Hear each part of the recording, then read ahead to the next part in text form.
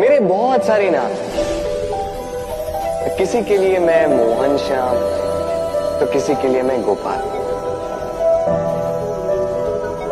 मैया के लिए मैं कान्हा हूं, तो गांव वालों के लिए मैं यशोदानंद हूं। फिर मुरलीधर, गोविंद, आनंद। और रही बात रहने की, तो मैं यहां भी हूं और वहां भी हूं।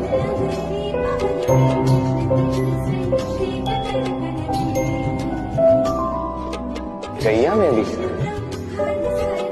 शरीर को ठंडक देने वाली पुरवैया में भी, राधा में भी हूं,